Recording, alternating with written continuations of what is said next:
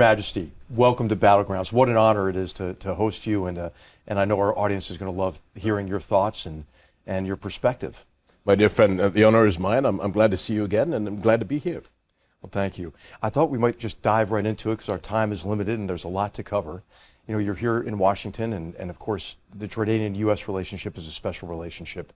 Jordan's a country that has always had a broad regional perspective and helped all of us understand the dynamics in the greater Middle East. And of course, as we look at the region today, it looks pretty tough, right, in terms of ongoing violence, what I call this fitna, or the sectarian civil war, the cycle of sectarian violence that we see in Yemen and in Syria. Of course, you're hosting so many refugees in Jordan as a result of the Syrian civil war. Might you just share with our viewers your perspective on the broader dynamics in the Middle East and what your expectations are for the U.S.-Jordanian relationship going forward? Well, I mean, our relationship is a very old historic one. My father met Eisenhower as his first presidential contact. And so this is an institutional relationship, not only with consecutive administrations, but with your military, your intelligence, with Congress. And it's a very strong one. I think it's probably one of the strongest in the region, especially based on trust. And as you said, we live in a difficult neighborhood, and time has shown Jordanians and Americans standing, unfortunately, shoulder to shoulder in different conflict zones. But I'm very proud of that relationship that we have between our two countries. Obviously, most days are not good days in our part of the world, and we all, I believe, do the best that we can to look at the glass half full and to move the process forward. At the moment, as you alluded to, the challenges in Yemen. We're very worried about the humanitarian disaster in Lebanon. 2 years of COVID, ISIS has reemerged, whether it's in Syria or in Iraq. We talked yesterday briefly about reemergence of them around the world, including Africa. So our visit here to the United States is, again, to coordinate with our friends and to see what we can do to look at the tactical and the strategic map of 2022. And how do we build that teamwork and coalition between many of us to sort of ease the suffering that the people are having in the region? Well, Your Majesty, you've often convened countries across the region within the GC, but beyond the GCC. Jordan is a center for military cooperation. You're a military officer and have a strong cavalry background, which I admire greatly. And I just wondered, what is your vision for joint Arab action going forward? And I know that you've convened a number of groups to isolate jihadist terrorists, for example, from sources of ideological support under the Aqaba process. Yes. But might you share with our viewers Jordan's role in the region and what your vision is for joint Arab action? Well, there has been joint Arab action. There's also tremendous cooperation between Jordan and NATO. This is where we in the United States have worked a lot. Under UN umbrellas over many decades, peacekeeping forces all over the world. More recently, obviously, is a coordination between Arab countries against the ISIS threat. And again, you've got to look at the region to see where they are. Syria and Iraq are main battlegrounds for us. That means that they're on our borders. We have conflict on a fairly regular basis with them. But as I think the British vernacular, we have to look at the world, what they call ink spots. So it's the holistic approach of being able to chew gum and walk at the same time and look at the whole globe. We can't concentrate 1 year on Syria, the next year on Iraq, and then ignore al-Shabaab, Boko Haram in Africa, the challenges that we see in the Philippines with terrorism, and if that links into Indonesia, de-radicalization in Europe, the Balkans. We've just been asked under the Aqaba process to, and again, 2 years of COVID delayed that, but the new task force for our Aqaba process, which brings in the South American countries and Latin American countries. So we all are working together on a global approach to make sure that we can, as you said, as I said, chew gum and walk at the same time with these issues. Well, Your Majesty, I think it's such an important vision because our enemies are networked. We have needed a network solution. Exactly. I think it's quite clear. So I wonder if we might talk about an even more vexing problem, maybe, and this is the Israeli-Palestinian issue. You visited Ramallah this year, I think for the first time to the Palestinian Authority. There's increasing discussion about maybe a lack of confidence among those who had confidence before in the ability to make some progress toward a two-state solution. What is your vision for the Israeli-Palestinian issue, especially in the wake of the recent violence we've seen Well, you know, I think being soldiers, we all learn never to give up, and so it's no excuse to have issues and then ignore them. I do believe that, and this is not just in our region but the world, 2 years of COVID, people are frustrated and fed up. Right. And with the difficulties for social economic problems, compounded with food security issues that you and I had talked about before, that's going to only get worse with the Russian-Ukrainian issue. A lot of leaders that I've been talking to recently have woken up to the fact that we need to fix our own problems.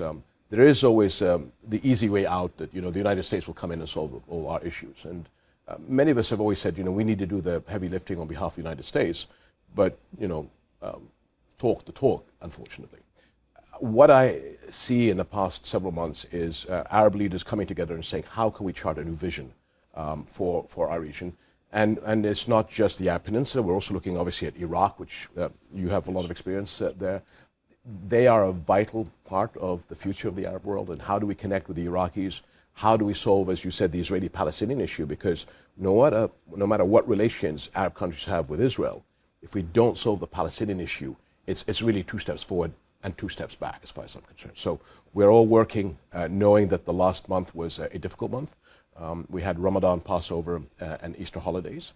But can we afford to go through this again next year? Right. And so I hope that the dust will settle in the next couple of weeks. And then how do we get Israelis and Palestinians to the table?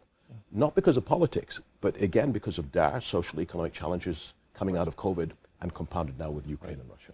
And just making progress on these issues could unleash some tremendous potential, I think, in the region. We're talking about problems, and I have more problems on the slate here to discuss, but could you maybe talk about your vision for economic integration in the region and an opportunity to take advantage of the great promise in terms of the region's resources, and those resources primarily being the very young population in the Middle East? So, you know, absolutely. My discussions in Ramallah, and I've been there several times, and discussion with the Israeli leadership is, obviously we believe in a two-state solution, and I think that's the only solution that allows Israel's integration into the Middle East is when we solve the issues for the Palestinians.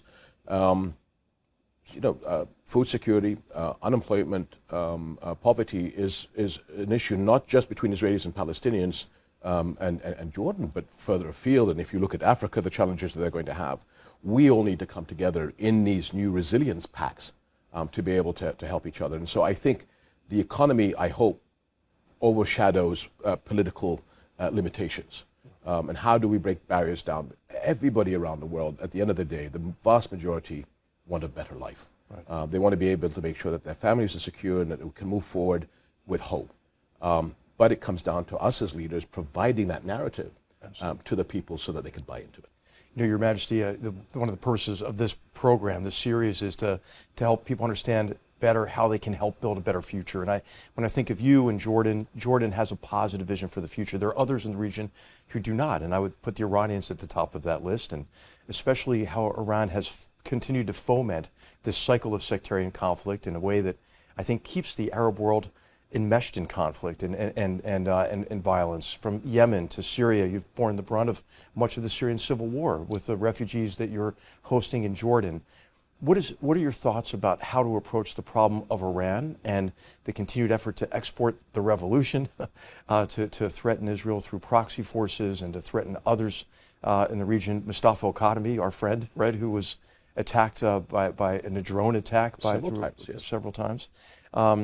What can be done about the Iranian problem? So I think that is happening on multiple avenues. The Kingdom of Saudi Arabia is reaching out to the Iranians. Gulf countries have dialogue.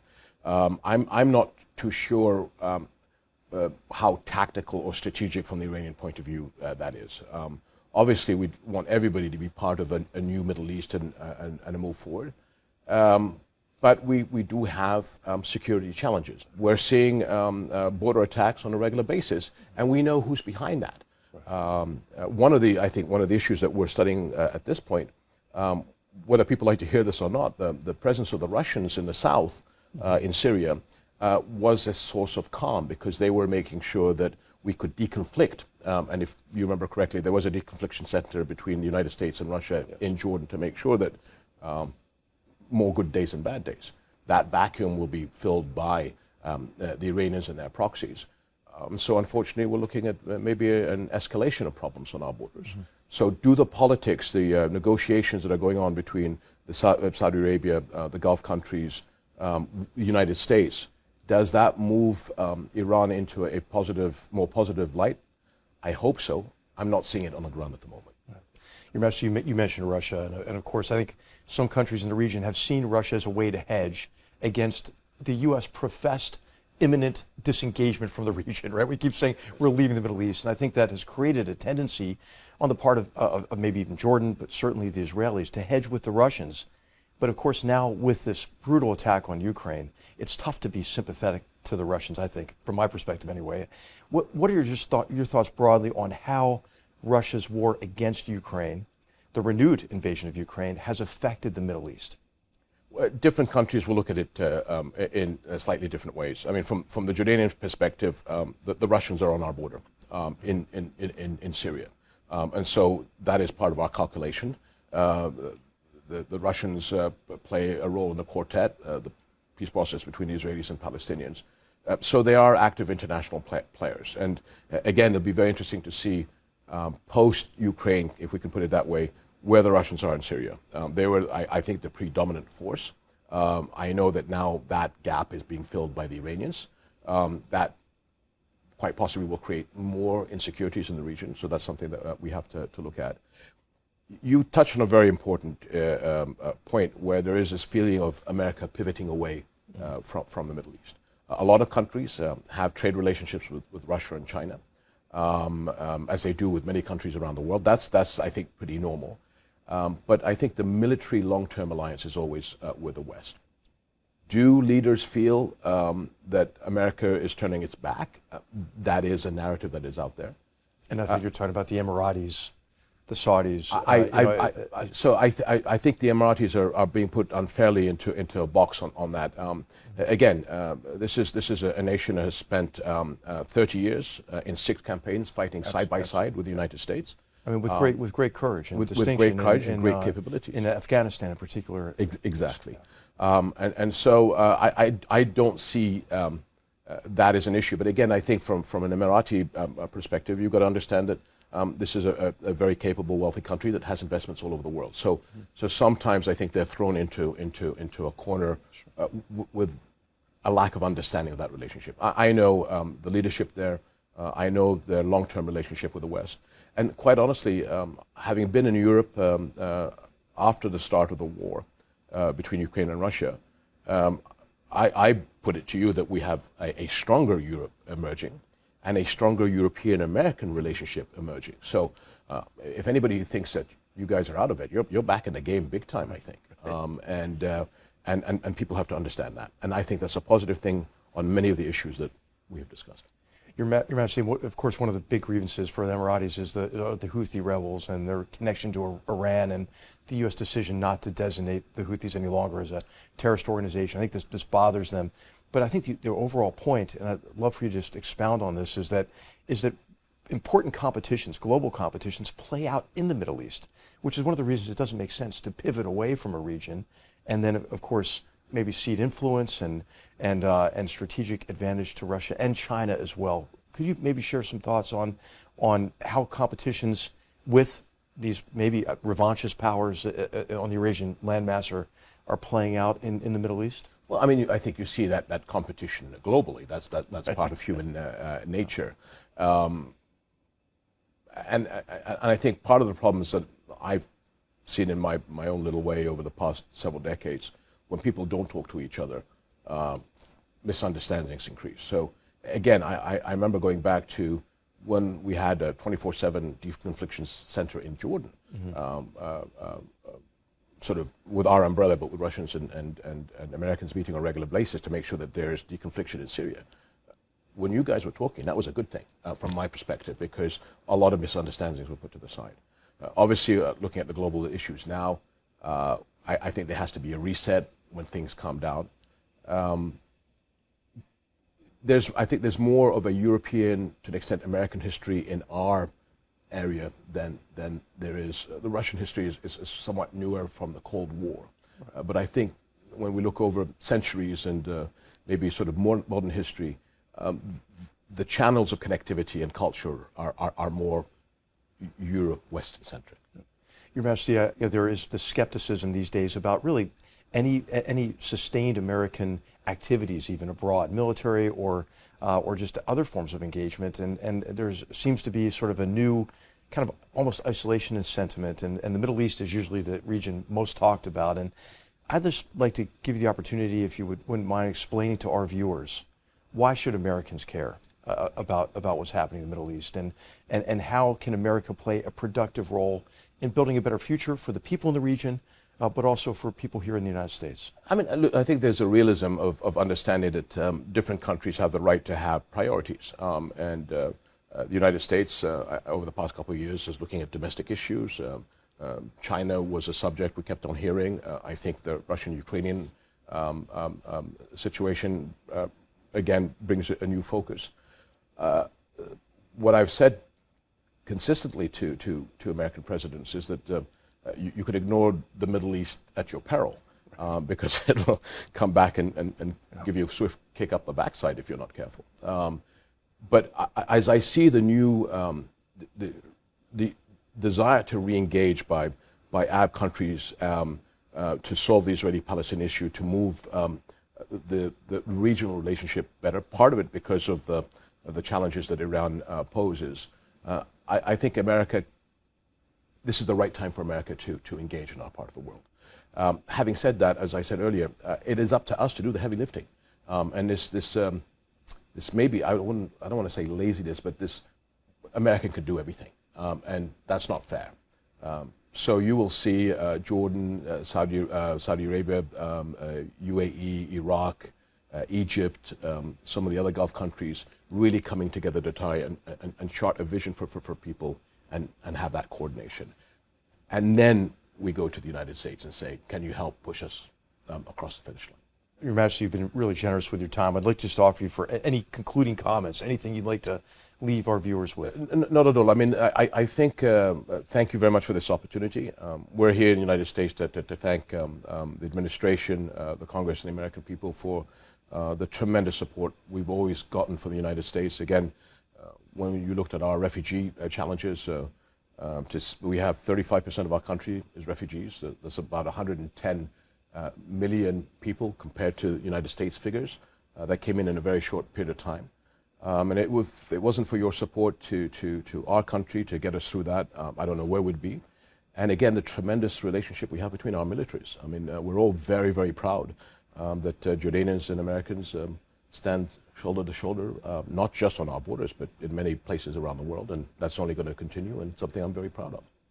Your Majesty, on behalf of the Hoover Institution, thank you so much for spending time with us and providing your insights and wisdom and perspective on the Middle East and why it should matter to all of us. Thank you. Thank you, my friend. Thank you, Your Majesty. Pleasure.